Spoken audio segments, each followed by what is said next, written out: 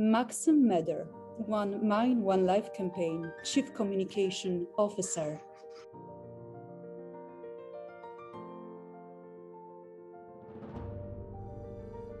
Dear panelists, dear guests, right now I would like to ask Maxim Meder, our next speaker, to tell us about his work, because he's a representative of the young generation, but so much dedicated to the mining work, so much dedicated to global anti-landmine campaign, with such a heart for this purpose, and supporting me in One Mine, One Life campaign, that I really wish to hear his perspective as a representative of the young generation, how he sees right now our work and our purpose to promote the mining and global anti-landmine campaign, because time is passing by very quickly, and now we need to find a way to communicate with all the generations for this important purpose.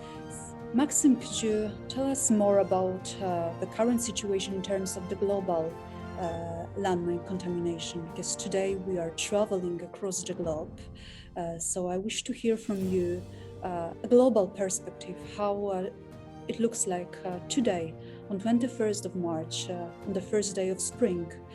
And I will make a complex question. I will also ask you why, in your opinion, it is so important to create nowadays a global anti-landmine campaign, which will consist of all those who are supporting anti-landmine campaign and organizations who are doing wonderful work every day, and the miners around the world, and why the symbol is a butterfly.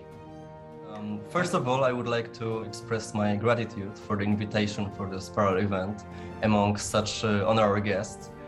Indeed, as has been mentioned before, the topic of mine clearance is one of the most crucial problems we have to deal with. But please let me start my part with Paul Jefferson's famous sentence, one of the earliest humanitarian miners, who said, "A landmine is perfect soldier, ever courageous, never sleeps, never misses."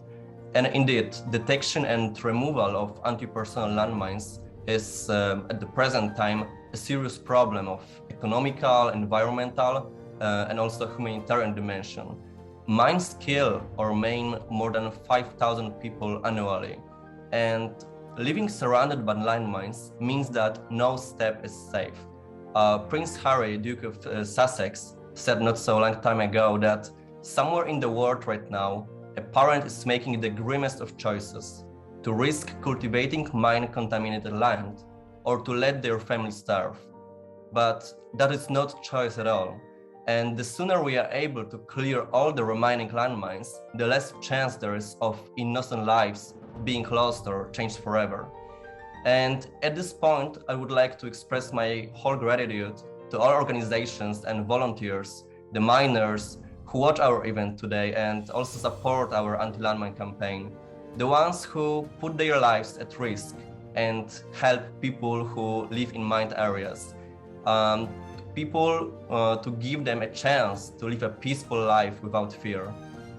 It's worth emphasizing wonderful organizations as Hello Trust, which operates in around 28 countries with over 8,000 miners worldwide, or the International Campaign to Ban Landmines, which is a global network active in some 100 countries, or also Landmine Relief Fund, a charity that supports the work of Cambodian NGOs.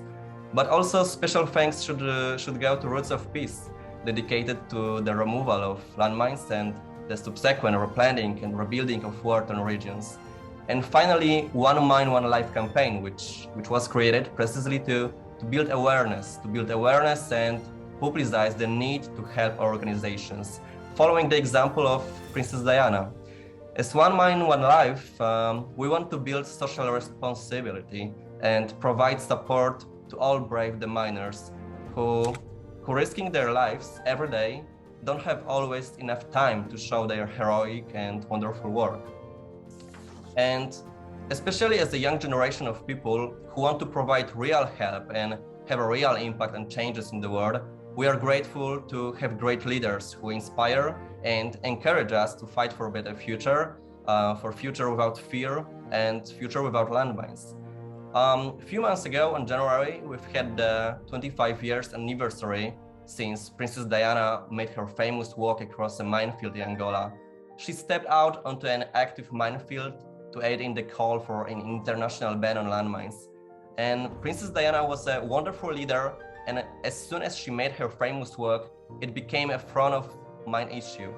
And 25 years after Princess Diana's sudden death, landmines are still hurting, and landmines are killing children all around the world. And although the problem hasn't disappeared, and many who fought for a mine-free world are not longer with us, we have a generation of new leaders who devote their time to humanitarian activities.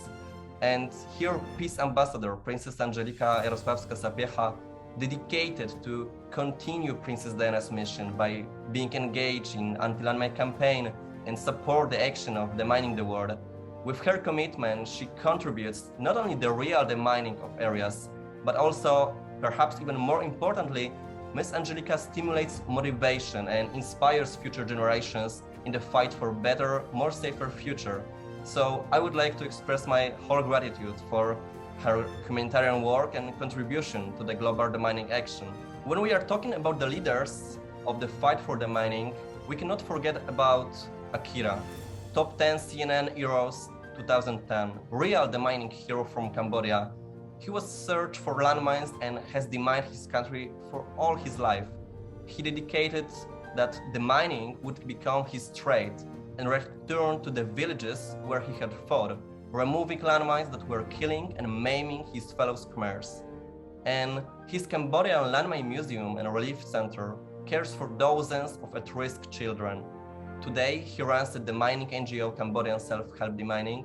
As of 2018, his team has cleared over 155 minefields in small villages and put over 36,000 people back on land that was mined. One mine cleared always means one mine saved.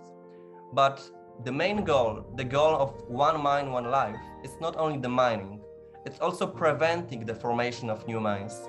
Also, it's important to remember that one mine cleared means also that agriculture could be better used. A significant proportion of the available agricultural land in many countries cannot be used because it's contaminated by landmines. We've also a problem with large numbers of refugee population, which for several years has been forced to leave their land because of the threat of landmines. So long delays in the mining cause also loss of fertility and degradation that could be avoided if the land was used. As you see, the problem of landmines is massive. Therefore, it's not enough to involve only a small group of the community. The only way to achieve the goal of landmine-free 2025 is to create a mass butterfly effect. Mass butterfly effect, thanks to the commitment of communities around the world, we are able to save the lives of innocent people every day. There is not a single organization or there is not even government that would be able to solve this serious problem on its own.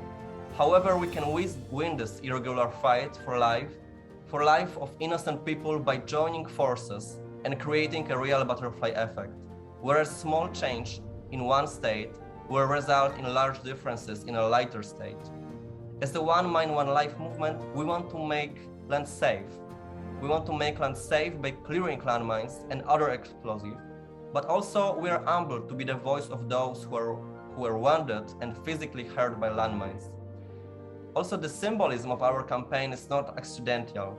The heart symbolizes that landmines hurt the bodies, minds, and hearts of their victims. We need to open our hearts to realize that every day, innocent people and children die, or they are maimed by landmines.